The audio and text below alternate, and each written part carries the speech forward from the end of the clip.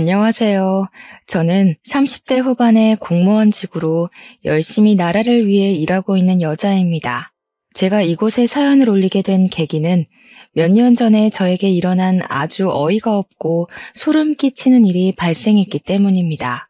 정말 제 상상 밖의 일이 일어났던 터라 당시에는 이게 꿈인지 생시인지 구별이 가지 않을 정도였어요. 믿었던 사람에게 그렇게 큰 배신을 당할 줄은 정말 이래서 한 치 앞도 모르는 인생이라는 말이 있나 봅니다. 지금은 물론 남편이랑 아이랑 행복하게 오순도순 살고 있긴 하지만 아직도 몇 년 전 그 일을 생각만 하면 배가 다 당겨오는 듯한 경련이 일어난답니다. 어떤 일인지 궁금하시죠? 지금부터 제가 제 얼굴에 침 뱉길지 모를 그 이야기를 시작해 보도록 하겠습니다. 시간을 거슬러 올라가 남편과 처음 만났던 그 시절부터 이야기를 해볼까 합니다. 저는 남편을 처음 만날 당시 공무원이 되기 위해 시험을 준비하고 있었던 수험생이었습니다. 독서실은 너무 답답해서 저와 잘 맞지 않았고 도서관 열람실을 매일같이 문 열 때 들어가서 문 닫을 때 나오곤 했습니다. 열람실 자리 싸움이 은근히 치열하거든요.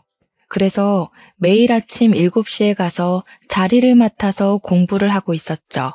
제 자리가 볕이 은근히 비치는 자리라서 등도 따숩고 밝아서 그 주변이 인기가 많았어요. 남편은 제 옆 자리에 앉아서 항상 공부를 하고 있었습니다. 원래 공부하는 애들의 규칙 같은 게 있거든요.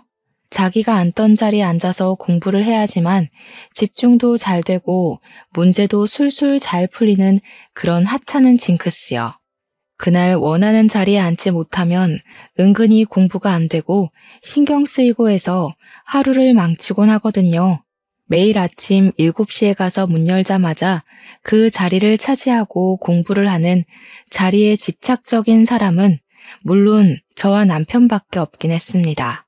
그러다 보니까 서로에게 조금 안면이 있고 눈길이 가게 되었달까요? 관심이 생겼다는 건 아니고 그런 거 있잖아요. 자연스럽게 오늘도 왔네, 내일도 오려나 하는 그런 정도요. 그때는 둘 다 미친 듯이 공부를 할 때라 서로에게 말을 걸거나 궁금할 것도 없긴 했어요. 당장의 합격이 가장 중요한 일이었으니까요. 가끔 화장실에 갈 때나 음료를 뽑아 먹으러 움직일 때마다 남편의 자리를 힐끗 보면 공부 중인 책들이 질비해 있었는데요. 자연스럽게 남편이 변리사 시험을 준비하고 있다는 사실을 알게 되었어요. 변리사 시험은 웬만한 머리로 합격하기 힘들다는 이야기를 익히 들어 알고 있었기에 참 똑똑한 사람인가 보다 하고 말았죠. 제 시험이 코앞에 있는데 제가 남의 인생에 궁금해할 시간이 있었을까요? 아무튼 소위 말하는 코피 쏟을 정도로 빡세게 열심히 공부를 하고 있었던 어느 날 정말로 제가 코피를 쏟고 말았습니다. 제가 놀래서 정숙해야 하는 도서관에서 하고 소리를 내고 말았던 거죠. 제 소리에 놀란 남편이 저를 쓱 봤는데 제가 진짜 책에 뚝뚝 떨어질 정도로 코피를 흘리고 있으니까 자기도 깜짝 놀란 거예요. 자기도 모르게 헐 이러는 바람에 다른 자리에 앉아있던 사람들까지 인상 쓰면서 저희 다 쳐다보고 놀래서 저도 죄송하다고 사과드리고 그러고 나서 열람실 밖으로 뛰어나왔죠. 코피가 멈추질 않아서 막 휴지 뭉텅이로 틀어막고는 하늘을 보고 병원을 찾아가야 하나 하고 있었습니다. 그런데 뒤에서 누가 고개 젖히지 말고 숙이세요 하더라고요. 보니까 남편이 쫓아 나왔더라고요. 코피로 흠뻑 젖은 제 휴지를 가져가더니 새로운 휴지 뭉텅이를 주면서 코를 꽉 누르더라고요. 순간 아파서 인상을 쓰긴 했지만 그러고 조금 뒤에 코피가 멎어서 와 대박이다 하고 있었습니다. 뜻밖의 친절함을 만나서 가슴이 조금 두근거리기도 했던 것 같아요. 저한테 공부를 열심히 하시더니 코피까지 쏟는다면서 자기는 아무리 노력해도 코피는 안 나더라고 막 너털웃음을 짓더라고요. 순간 주변 공기까지 얼어붙는 듯한 어색함이 흘렀지만 제 코피를 닦아준 게 너무 고마워서 감사합니다 하고 인사를 했죠. 근데 제 코피를 닦다가 묻은 건지 뭔지 옷소매에 코피가 묻었더라고요. 피라서 잘 지워지지도 않을 텐데 너무 미안했죠. 제가 되게 조심스럽게 소매에 제 코피가 묻은 것 같다고 이야기를 하니까 아, 이거 아끼는 옷인데 하면서 옷을 살펴보더라고요. 아끼는 옷 같아 보이긴 했어요. 어쩐지 매일같이 그 옷만 입고 오더라니까요. 제가 멀뚱히 있을 수는 없어서 세탁비를 드리겠다고 말을 걸었더니 곰곰이 생각을 해보더니 그러지 말고 밥이나 한 끼 사달라고 하더라고요. 가난한 변리사 수험생이라면서 저한테 공무원 시험 준비하시나 봐요? 얼마 안 남았죠? 하면서 넉살 좋게 굴었어요. 저는 속으로 솔직히 세탁비 얼마나 한다고 밥을 사라는 건지 좀 구시렁거리고 있었거든요. 그래도 저한테 고마운 사람이니까 한 끼 사겠다고 했더니 예상 밖으로 도서관에 있는 매점에 가서 우동을 시키더라고요. 여기 우동 국물이 진짜 끝내준다고 아무래도 대기업 우동 국물 받아다 쓰는 것 같다고 하더라고요.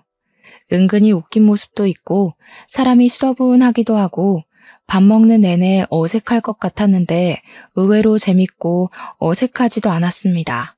그렇게 3개월 정도를 더 도서관에서 매일 보면서 눈인사도 하고 가끔 같이 밥도 먹고요. 뭐 그래봐야 우동이긴 하지만요. 그렇게 커피까지 나눠 마시는 사이가 되었습니다.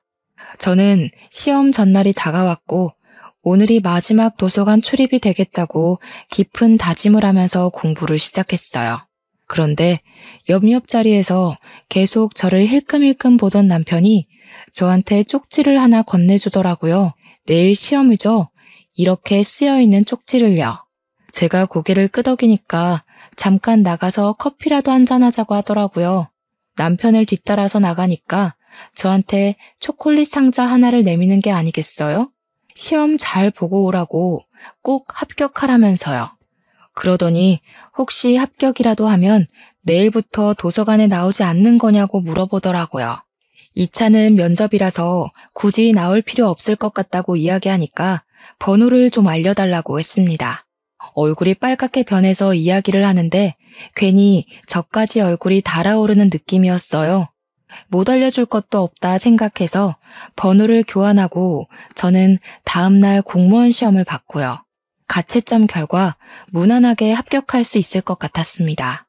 공무원 시험을 준비한 지 1년 만에 저는 최종 합격을 했고 공무원이 되었습니다. 가족들은 당연히 난리가 났죠. 노후가 제대로 보장이 된 공무원이 되었으니 이제 시집만 잘 가면 된다고요. 저도 무척이나 기뻤지만 그 기쁨 가운데 속 어딘가에 남편의 시험이 궁금하고 생각이 났어요.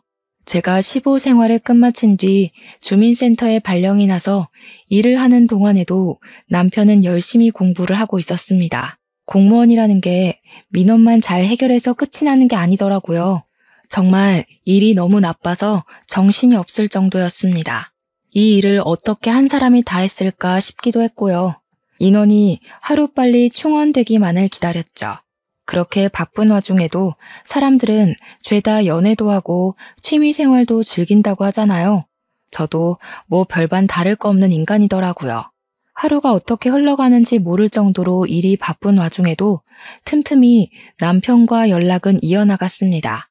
저한테 오늘 하루는 어땠냐, 자기는 날 공부하느라 정신이 없다, 이런 식으로 연락이 오면 저는 실무를 맡게 되니까 너무 어렵다, 공무원 시험에 나오는 문제들이랑 실무는 너무 다르다 하면서 일상 대화를 이어나갔죠.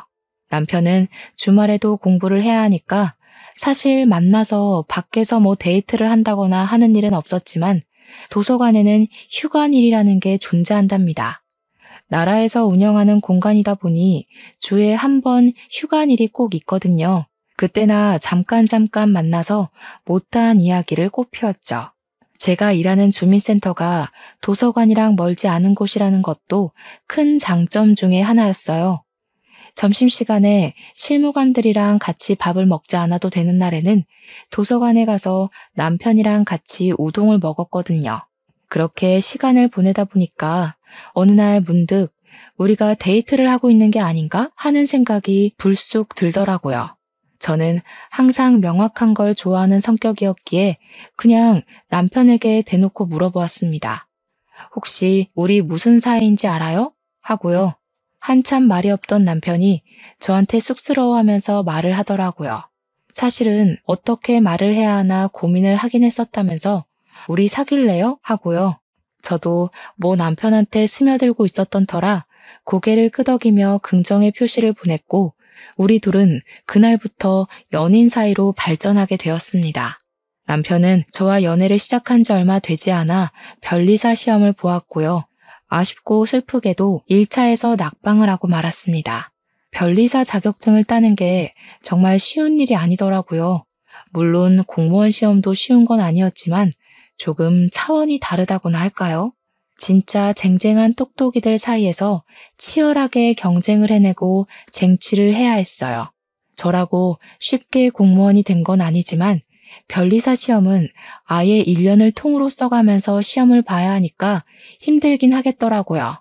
남편은 다음 시험을 준비하기 위해 공부에 다시 돌입을 하게 됐고요. 저는 제 월급을 털어가면서 남편의 뒷바라지를 시작했습니다. 도시락을 싸들고 찾아가서 배를 채워주기도 했고 쉬는 날 남편이 도서관에서 공부를 하니까 저는 그 옆에 앉아서 책을 보기도 했고요.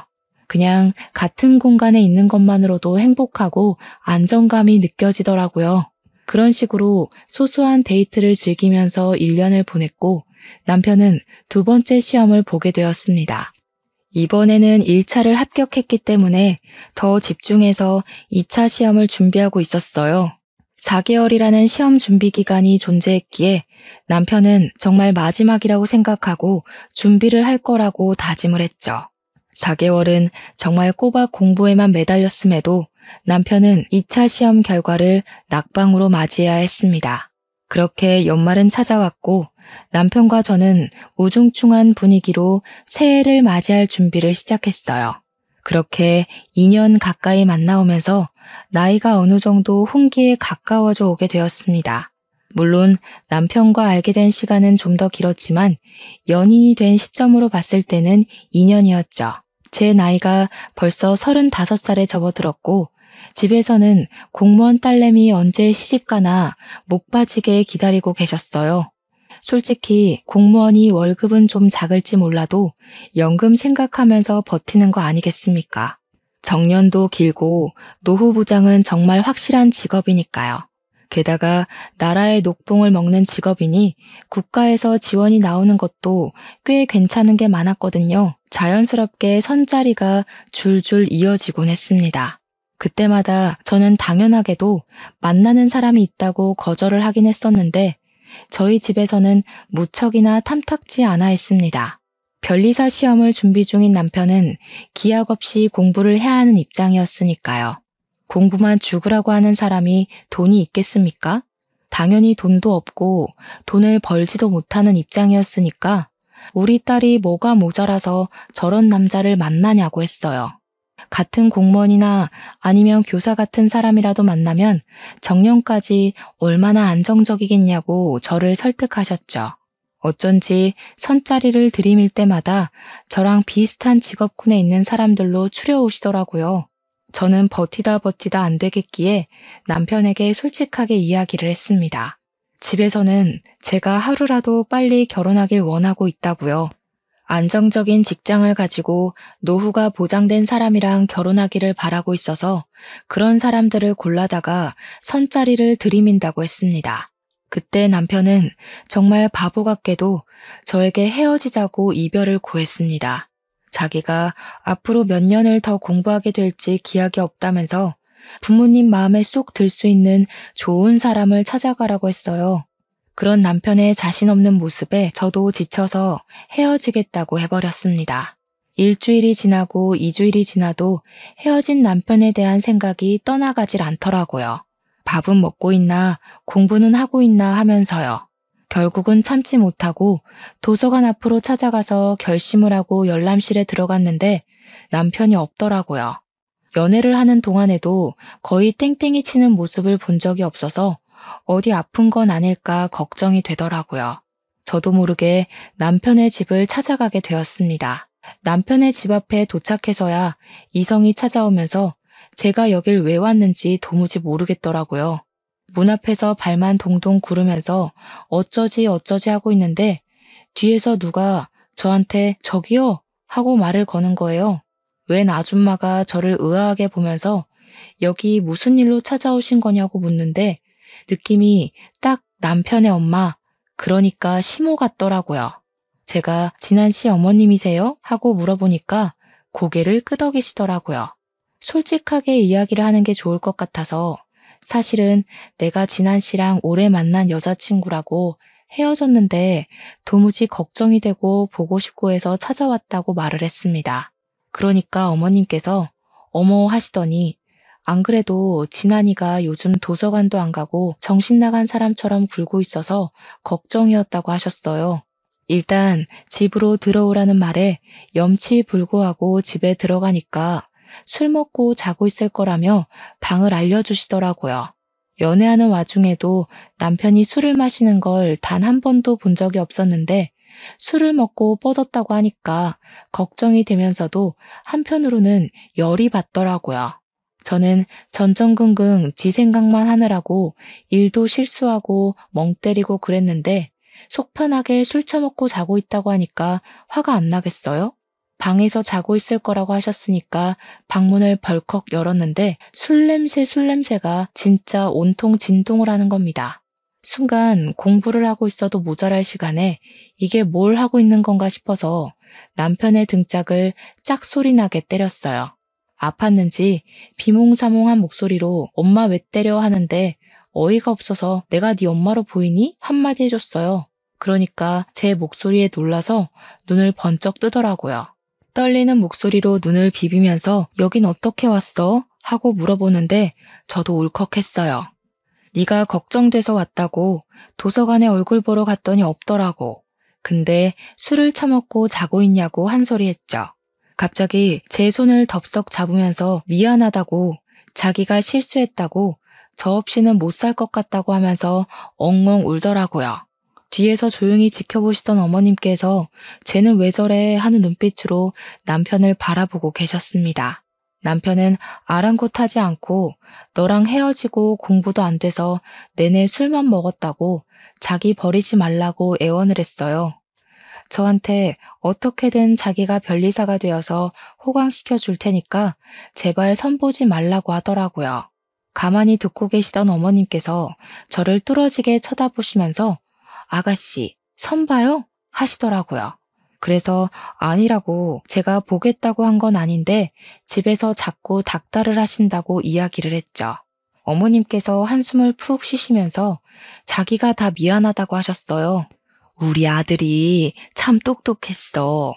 공부도 엄청 잘했고 대학도 내노라 하는 유명한 학교를 나왔고 근데 대기업에 떡하니 취업해놓고 회사 생활 몇 년 하더니 도저히 안 되겠대. 직장 스트레스 견디지 못하겠다고 질질 짜더라고. 그래서 내가 지원해 줄 테니까 공부를 더 해보라고 했어요. 우리 아들이 공부 하나는 기가 막히게 잘했으니까 잘할 거라고 생각했는데 이렇게 2년이나 보낼 줄은 몰랐어. 원래 변리사 시험이 한 번에 되기 힘든 거 알고 있어요. 전 이해하고 기다릴 수 있어요. 무작정 기다리라고만 할 수도 없고. 아가씨네 집에서 물론 우리 아들이 부족해 보이겠지. 그렇겠지만 우리 아들이랑 결혼을 할 생각은 없어? 갑자기 결혼을 이야기하시는 바람에 저는 놀라서 눈을 동그랗게 떴습니다. 아주 잠시 고민을 하다가 솔직히 털어놨어요. 현실적으로 무지개 공부하는 남편을 두고 당장 제 월급만 가지고 생활하기가 쉽지 않을 거라고요. 그러다 애라도 덜컥 가지면 정말 막막할 것 같다고 언제 취직이 될지도 모르는 거고 그렇다고 아예 결혼 생각이 없는 것도 아니라고 했습니다.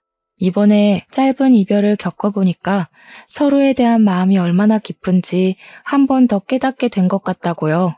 그 말을 끝마치기 무섭게 시모가 저한테 갑자기 재산 자랑을 하시더라고요. 내가 우리 남편이 병으로 급사하고 받은 보험금을 어찌 굴려야 하나 고민을 했거든. 그러다가 독거노인 할머님들이 만든 소품을 판매하기로 사업을 시작했어. 이게 인터넷에 꽤 소문이 퍼져가지고 주문도 많이 받고 봉사재단에서 후원도 들어오기 시작하면서 꽤 수익이 남아. 좋은 마음으로 시작해서 그런 건지 다 내 돈복으로 돌아오더라. 우리 아들이 시험에 합격할 때까지 내가 부족한 부분은 채워줄게. 그러니까 우리 아들이랑 결혼해서 살아주면 안 될까? 그 말을 하시는데 이게 단지 돈자랑으로만 보이지 않고 정말 어머님이 아들을 끔찍하게 사랑한다는 모성애가 느껴졌어요. 제 손을 꼭 잡고 있는 남편과 저한테 아들을 잘 부탁한다고 말하는 시모 사이에서 진퇴양난이라면 그렇게 보일 수도 있겠지만 저는 좋았습니다. 남편에게 정식으로 프로포즈를 받고 집에다가 결혼을 하겠다고 이야기를 했습니다. 친정에다가는 통보식으로 전했더니 부모님께서는 당연히 난리가 나면서 반대를 시작하셨죠. 어떻게 다른 직업도 아니고 백수사위를 맞으라고 이야기를 할 수 있냐고요. 아무리 사돈어른이 가진 돈이 있다고 해도 그렇게 평생 살 수 없지 않냐고요. 사업하는 사람이 언제까지 사업이 잘 될 거라는 보장도 없고 귀하게 키운 딸 그런 불구덩이 속으로 보낼 수 없다고 하셨어요. 죽어도 안 된다고 머리까지 싸매고 반대를 시작하셨고 우리 남편은 문전박대를 당하기 일쑤였으며 소금을 맞기도 했습니다. 그럴 때마다 저도 부모님께 얼마나 화를 냈는지 몰라요. 공부하기도 바쁜 사람인데 매일같이 찾아와서 시간을 낭비하는 것도 서러웠고요. 아들이 이런 취급을 받는 걸 아시면서도 시모는 저를 응원해 주었습니다.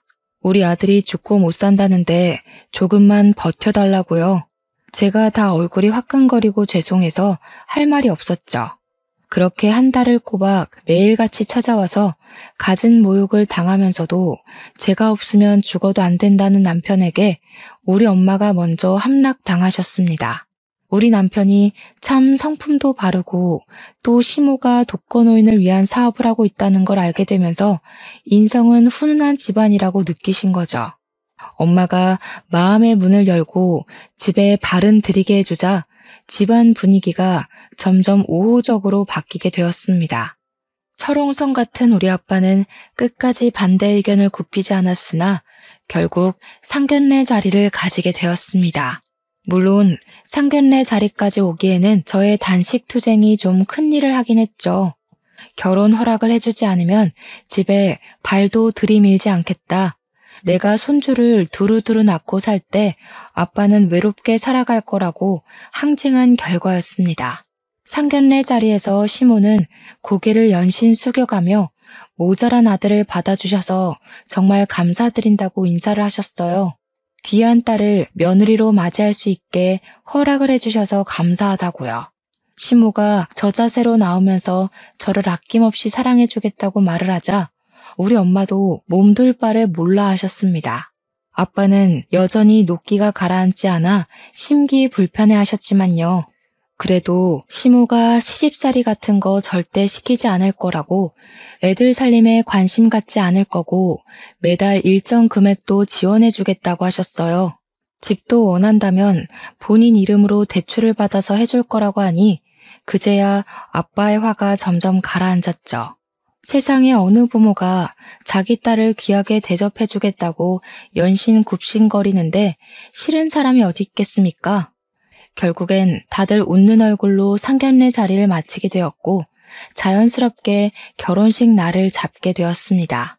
제 친구들이며 공무원 동료들은 백수랑 결혼한다는 사실에 무척이나 놀라워했습니다. 누구보다 안정적인 노후를 위해 달려온 저의 파격적인 행보에 얼마나 사랑하면 저럴 수 있을까 싶었던 거였겠죠. 사랑으로 감싸 안을 수 있다는 사실은 정말 변하지 않았습니다. 저는 남편과 결혼을 했고 신혼여행은 나중에 남편이 변리사 시험에 합격하고 나면 가자고 약속을 걸었습니다. 지금은 무엇보다 합격이 제일 중요했고 공부를 해야 할 시기였으니까요. 변리사 1차 원서 접수가 시작이 되었고 남편은 매일 밤 10시까지 도서관에서 공부를 하고 집으로 돌아와 또 공부를 했습니다. 저는 출근을 해야 했기에 패턴이 남편과 맞지 않았고 혼자 자야 하는 날이 늘어났지만 그래도 좋았습니다. 남편이랑 한 공간에 있다는 사실 자체가 안정이 되는 일이더라고요. 주말에 가끔 외출도 하고 맛있는 것도 사 먹으면서 소소한 데이트를 즐기며 살았는데 아무리 그래도 수험생이니까 매번 나가 놀 수는 없지 않겠습니까? 가고 싶은 맛집이나 예쁜 카페들도 리스트만 쭉 세워놓고 남편에게 가자는 말은 못하고 고민만 하고 있었죠.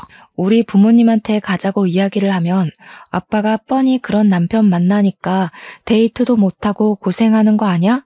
라고 할 게 뻔했거든요.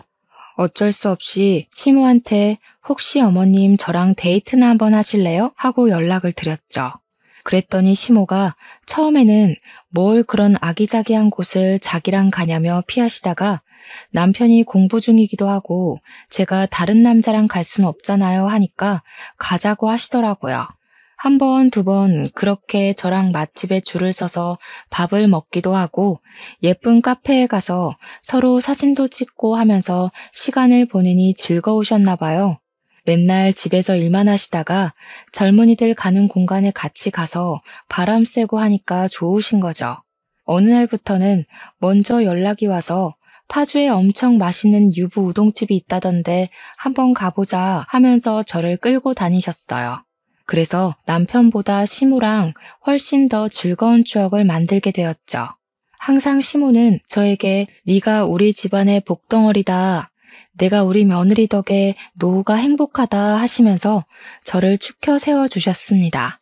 다 늙어서 이렇게 맛집이라는 곳에 가서 줄 서서 밥도 먹어보고 젊은 애들이 가는 아기자기한 카페에 와서 수다를 떨고 여유를 즐기게 될 줄 몰랐다고 하시더라고요. 어머님이 자기 젊었을 때 이런 곳이 없었던 것도 있지만 시부가 이런 데에 데리고 올 생각도 안 했다고 하셨어요. 결혼 생활 내내 집에서 살림하고 밥 차리고 한 기억밖에 없다면서 즐거운 추억이 없었다고 하시더라고요. 건설업에 종사하셨던 시부는 맨날 영업을 뛰러 다녔기에 허구한 날 술만 먹고 들어오셨대요. 술이 해독이 되기도 전에 또 마시고를 반복하다가 결국에는 간이 급격하게 나빠지면서 급사를 하게 되었다고 하더라고요. 아이를 하나 가지게 된 것도 정말 우연치 않게 생긴 거라고 하시면서 같이 잠자리를 드는 날이 거의 없었다고 하셨습니다. 그러면서 제 손을 잡고 공부하는 남편 힘들지 않냐고 잘 버텨내고 이겨내줘서 고맙다고 하시는데 눈물을 뚝뚝 흘리시더라고요. 어디서 이런 똑부러진 아이를 며느리로 맞이할 수 있겠냐면서 복덩이다 우리 복덩이 하셨습니다. 저는 어머님이 잘 봐주신 덕이라고 앞으로 효도할 수 있게 노력할 거라고 남편도 시험에 꼭 붙을 거라고 했습니다. 이번 시험에도 남편은 1차 시험에 당당하게 합격을 했고 2차 시험을 준비하느라 정신없었죠. 그러던 와중에 남편이 고시원에 들어가서 아예 먹고 자는 시간 이외에 공부에만 집중을 하고 싶다고 이야기를 했어요. 저는 남편을 믿었기에 허락을 해주었고 응원도 해주었습니다. 주민센터에 일이 익숙해진 저는 삶의 여유를 더 만끽할 수 있게 되었고요. 주말에는 시모랑 데이트를 하고 가끔은 친정에 놀러가서 즐거운 신혼생활 이야기도 털어놓고요. 남편은 고시원 생활을 하는 와중에도 틈틈이 공부 중인 사진도 찍어서 보내주기도 했고 밥 먹는 사진을 올려주기도 했습니다. 떨어져서 지내야 하니 서운한 마음도 들긴 했지만 저는 남편의 공부를 열심히 응원했습니다. 그러던 어느 날 TV 프로그램에서 어머님의 사업을 취재하러 나온 거예요. 그동안 독거노인을 위한 프로젝트를 진행하면서 소문은 꽤 있었지만 제대로 빛을 발한 순간은 없었거든요. 방송에서 정말 꼼꼼하게 취재를 했고 폭발적인 반응이 일어나게 되었습니다. 저렇게 대단한 일을 하는 업체도 있구나 하면서 사람들이 관심도 가져주고 기사도 많이 쏟아지고 각종 매체에서 어머님의 인터뷰를 따내려고 노력했죠. 어머님은 순식간에 유명 인사가 되었고요. 사업은 이전과 비교할 수 없을 정도로 엄청나게 성장하게 되었습니다. 남편은 2차 시험을 무사히 치렀고 그렇게 또 한 해가 저물어가게 되었습니다. 남편은 변리사 시험을 본 지 4번째 만에 드디어 합격이라는 것을 하게 되었습니다. 정말 세상을 다 가진 기분이 들었다니까요. 어머님 사업은 잘 되지 남편은 변리사가 되었지. 남편은 저에게 이제 우리 고생 끝난 거나 다름없다고 행복길만 열렸다면서 저를 업고 아파트 단지 한 바퀴를 돌겠다고 난리를 쳤어요. 우리 시모는 그런 남편을 보면서 주책이다 주책이야 하면서도 우리 남편 고생했다고 토닥여 주었죠. 친정에서도 드디어 변리사 사위 얻었다면서 축하 파티를 열어주셨습니다. 그렇게 당당하게 자격증을 따고 그동안 쌓아두었던 경력들이 빛을 발할 시간이었습니다. 좋은 대학을 졸업한 것도 대기업에서 일을 했었던 경력들까지 한데 모이니 인정이 되더라고요.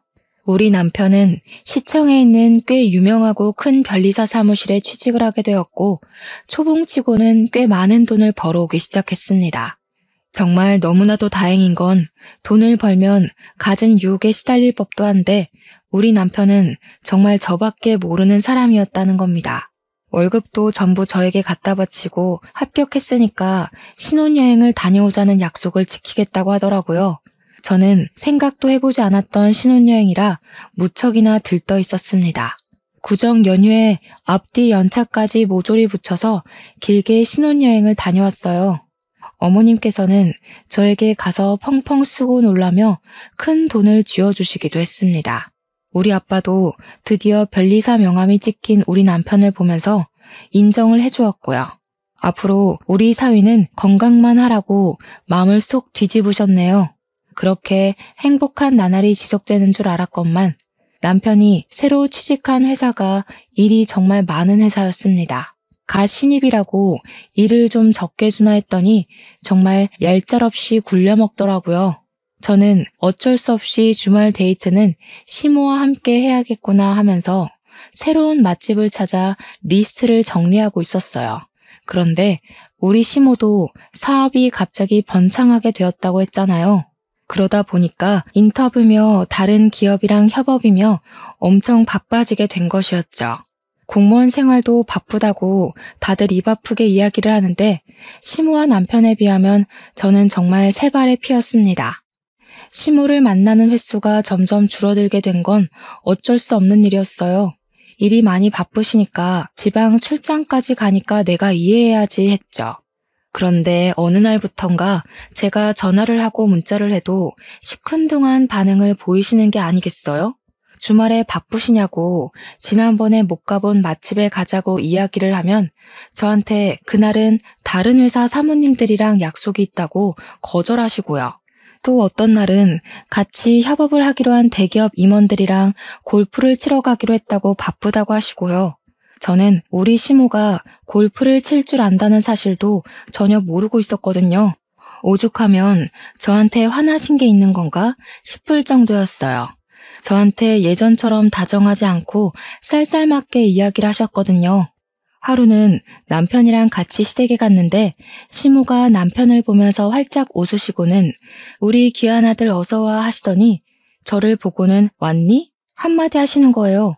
제가 하도 이상해서 어머님 저한테 서운한 거 있으세요?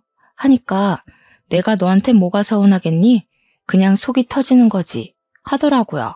제가 무슨 일이냐고 묻자 손을 휘휘 저으면서 아무것도 아니라고 자기 속이 시끄러운 거니까 내버려 둬라 하시대요. 같이 밥 먹는 내내 저를 한 번 보고 한숨, 남편 한 번 보고 한숨 하시더니 너네 아이는 언제 가질 거니? 하고 물으셨어요. 남편이 이제 슬슬 준비해보려고 한다고 대답하자 어머님께서 굳이 애를 꼭 낳아야겠니? 하시더라고요. 제가 아무 소리 안 하고 있다가 어머님 손주 보고 싶다고 하셨잖아요. 하니까 저를 쓱 보시더라고요. 아니 뭐 너네가 언제까지 같이 살지도 모르는 거고. 순간 제가 이게 무슨 소리인가 싶어서 아무 말도 못하고 있는데 남편이 엄마 그게 무슨 소리야? 하면서 짜증을 확 냈어요. 그러니까 시모가 움찔하면서 아니 뭐 사람 이름 모르는 거 아니냐고 말이 그렇다는 거지 하시대요. 저는 너무 충격이었죠. 갑자기 어머님이 저한테 왜 저러나 싶고요. 그렇게 2달이라는 시간이 흐르는 동안 어머님은 대놓고 제 연락을 피하기 시작하셨어요. 가끔 연락이 닿거나 어머님께서 전할 말이 있어 전화를 하실 때도 꼭 끝에는 아이를 갖지 말라고 몇 번이나 말을 하셨죠. 저도 슬슬 기분이 나빠지더라고요. 언제는 간이고 쓸개고 다 빼줄 것처럼 하더니 애도 싫다 저도 싫다 하시니까요. 저는 딱히 잘못한 것도 없는데 갑자기 내쳐지는 기분이 들어서 빈정상했죠. 그러던 어느 날 어머님께서 갑자기 저한테 만나자고 하시더라고요. 알겠다고 언제가 좋겠냐고 물어보면서 말을 했죠. 어머님, 지난번에 가려고 했다가 못 갔던 시장에 있는 맛집 가실래요? 하니까 저한테 무슨 시장에서 보자고 하냐며 넌더리를 치시는 거예요. 어머님 시장 구경하시는 거 좋아하셨잖아요 하니까 그것도 다 옛날 아니냐고 이제는 급이 다르대요. 잘 나가는 사업가에 변리사 아들까지 뒀는데 내가 시장 통해서 밥을 먹는 게 말이 돼? 언제는 1,000원짜리 핫바도 맛있게 나눠 먹었는데 저러니까 진짜 이상하더라고요. 방송을 탄 이후에 몇 개월을 회장 사모며 무슨 기업 임원들이며 하는 사람들이랑 어울리고 다니시더니 아무래도 그쪽에 물이 든 것 같았습니다. 저한테 주소를 보내주시면서 무슨 명품 매장 안에 있는 카페로 오라고 하시더라고요. 저는 명품 가방 파는 매장에서 카페까지 운영을 하는지 처음 알았습니다. 무려 집에서 40분이나 떨어져 있는 압구정동까지 오라고 하길래 멀리 떨어진 곳으로 부르는 시무가 영 이해가 안 됐습니다. 그래도 그쪽으로 나오라고 통보를 하셨으니까 어쩔 수 없이 갔죠. 장소에 도착을 하고 나니까 시무가 이미 이전에 약속이 있으셨나 보더라고요. 진주 목걸이를 치렁치렁하게 늘어뜨린 사모님처럼 보이는 여자랑 커피를 마시고 계셨습니다. 제가 어머님하고 부르니까 휙 돌아보면서 왔니? 한마디 하셨어요. 이 자리에 앉아도 되나 고민하고 있는데 그 사모님처럼 보이시는 분이 저를 보고 이분이 며느님? 하시더라고요. 근데 어머님이 맞아요 하는데 그 표정이 뭔가 상당히 이질적으로 느껴졌어요. 저를 위아래로 쭉 길게 훑어보는데 동물원 원숭이라도 된 기분이 들어서 별로더라고요. 시모가 저한테 갑자기 시비를 걸더라고요. 예, 너는 내가 여기까지 불렀으면 옷 좀 차려입고 오지. 이게 뭐니? 촌스럽게. 평소에 입고 다니는 그대로 입었는데 무슨 문제라도 있나요? 네가 들고 다니는 가방도 엘사 짝퉁이잖아. 내가 정말 부끄러워서 원. 어머님, 그럼 여기 명품 매장이던데 저 가방 하나 사주세요. 어머 얘가? 공무원 월급 쥐꼬리만큼 버는 주제에 명품 가방이 가당키나 하니? 남들은 지 시모한테 턱턱 사다 바친다던데 네 월급 3달 모아봐라. 여기 가방 하나 살 수 있나? 순간 제가 너무 부끄러운 거예요. 진주 목걸이를 한 사모가 그 사이에 일어나서는 먼저 가본다고 인사를 하는데 우리 시모가 벌떡 일어나서 고개를 숙이더라고요.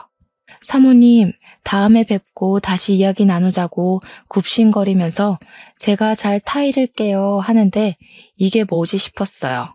그 사모님이 가시고 나서야 여기까지 무슨 일로 부르신 거냐고 물어보니까 시모가 저를 빤히 보더니 충격적인 이야기를 하시더라고요. 예, 내가 너 미워서 하는 소리 아니다.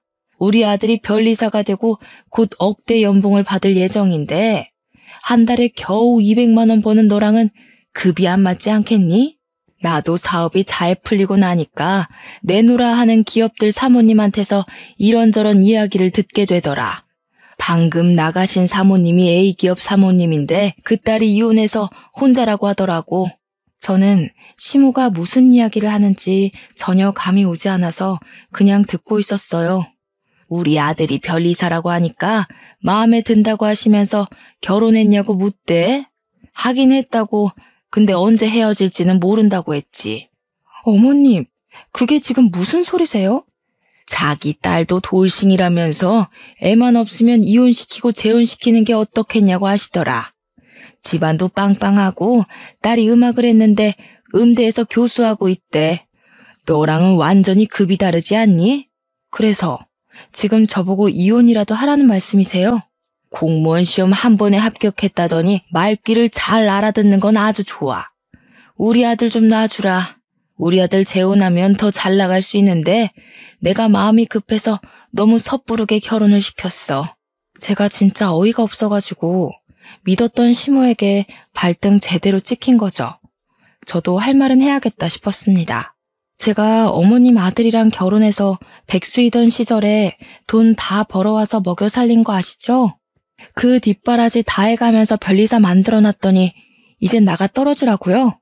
절대 안 되죠. 제가 누구 좋으라고요? 어머님, 멀쩡한 부부 갈라놓으려고 수 쓰시는 거였어요? 어머님이 이런 사람인 거 다들 알고 있고요? 내가 뭐 빈손으로 나가라고 하겠니? 위자료 돈독하게 챙겨줄게. 네가 그 돈을 어디서 만져보겠어? 그깟 위자료 얼마나 주실 건데요? 우리 남편 연봉 1억이라 치고 앞으로 저랑 50년은 같이 살겠죠. 그러면 넉넉하게 위자료 50억 정도 주시면 생각해 볼게요. 얘가 정신 나간 거야?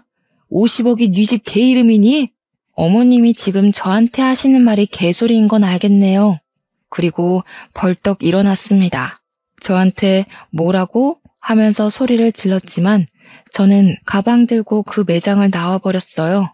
나와서 서러운 마음에 남편에게 전화를 걸었더니 오늘 일찍 퇴근하겠다고 하더라고요. 남편이 집에 오자마자 붙잡고 어머님이 당신이랑 이혼하라고 했다고 어느 기업 사모님이 당신이 마음에 든대 하면서 하나하나 고자질을 했죠. 그 집에 이혼한 딸이 있으니까 나랑 헤어지고 제가 하면 된다는데 어떻게 생각해? 그 말이 끝나기 무섭게 남편 얼굴이 창백해지더라고요. 그게 다 무슨 소리냐고 진짜 우리 엄마가 그랬다고 하면서 믿지 못하길래 죄다 사실이라고 했어요. 내가 지금 이런 소리를 들으면서 살아야겠냐고 하니까 남편이 바로 시모한테 전화를 걸더라고요. 엄마 노망났어? 정신 나간 거야? 어떻게 우리 와이프한테 그런 소리를 할 수가 있어? 이 여자가 나한테 어떤 여잔데? 얼마나 귀한 사람인데? 전화기 너머로 시모가 급 타령을 하는 소리가 들렸습니다. 내 급에는 우리 와이프도 감지덕지거든? 어디서 이런 여자를 만나? 허튼 소리 할 거면 앞으로 우리한테 연락하지도 마세요. 그러더니 남편이 제 전화를 가져가서는 시모 번호도 차단해버리고 문자랑 전화도 차단시켜 놓더라고요. 저를 꼭 안아주면서 당신 없으면 못 산다고 절대로 이혼 못한다고 하더라고요. 오히려 남편이 강하게 나오니까 제가 더 고맙지 뭐예요. 그 이후로 어떻게 됐냐고요? 당연히 시모는 우리 집에 발도 못 붙이게 되었죠. 남편에게 연락해도 받지 않았고 제 연락처에는 죄다 차단이 되어 있었으니까요. 그 난리가 난 날 저희에게는 새 생명이 찾아와서 저는 10달을 꼬박 품고 포동포동 귀여운 아들을 출산했습니다. 제가 임신한 걸 어떻게 알았는지 시모가 열받아서 남편 회사에 찾아가서 이혼하라니까 무슨 애를 낳고 있냐고 난리를 쳤대요. 당연히 그 난리친 이후로 우리 아이 한 번도 못 보고 지금까지 사는 중이랍니다. 우리 시모 사업은 방송 탄 이후로 아주 잠깐 반짝했다가 지금은 다시 시들시들해져서 이전으로 돌아갔어요. 회장 사모님들이며 임원들이며 단물 다 빠진 시모한테 골프는커녕 전화도 안 하는 것 같더라고요. 이게 다 인과응보 아니겠어요? 그렇게 급타령하면서 잘난 척하더니 지금은 외롭게 손주 얼굴도 모른 채 살아가고 있으니까요. 남편은 견고하게 저를 지켜주고 있어요. 저도 여전히 공무원으로서 열심히 하루하루를 잘 살아가고 있답니다. 이래서 마음을 곱게 쓰고 살아야 하나 봐요. 여러분들도 인과응보를 꼭 마음에 새기면서 사시길 바랍니다. 길었던 제 사연 들어주셔서 정말로 감사합니다.